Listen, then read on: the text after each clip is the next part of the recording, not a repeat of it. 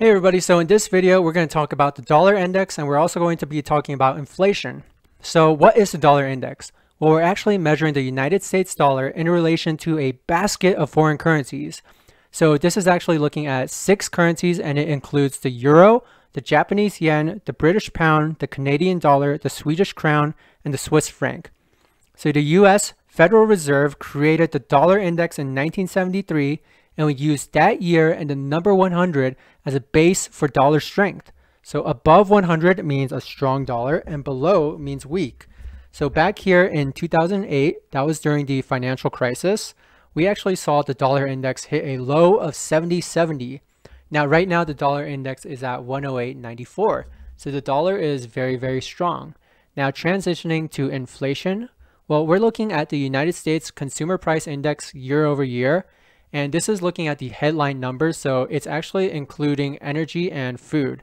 We haven't seen inflation this high since the 80s, as you guys can see in this chart. So what does this mean? Well, the Fed, they're trying to kill inflation by increasing interest rates.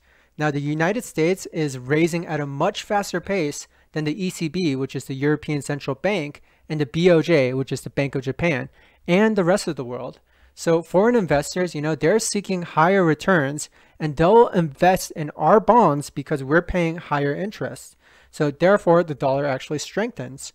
So what are some upsides to a strong dollar? Well, traveling abroad becomes cheaper because of favorable exchange rates. Also, imports become cheaper because the dollar carries more weight in comparison to the country's currency that we're receiving goods from. Now, foreign countries that do business in the United States, they'll also benefit because they will exchange United States dollars to their country's currency and bring back more gains on their books. So what are some downsides?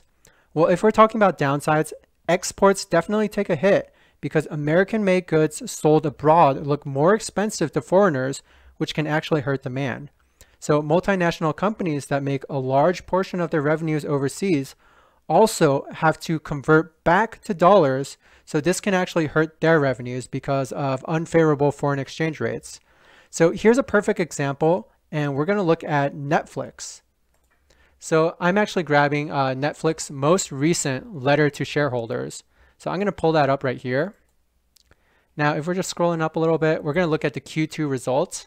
So revenue in Q2 grew 9% year over year, or 13%, excluding a negative 339 million foreign currency impact. So that was the impact that was due to negative foreign exchange rates.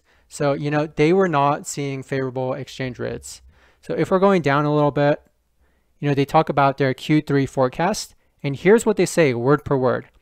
We have high exposure to this unprecedented appreciation in the United States dollar because nearly 60% of our revenues come from outside the US, and swings in foreign exchange have a large flow through to operating profits, as most of our expenses are in United States dollars and don't benefit from a strong dollar.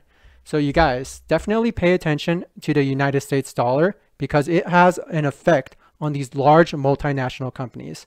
So I hope you guys enjoyed this little presentation and have a good one.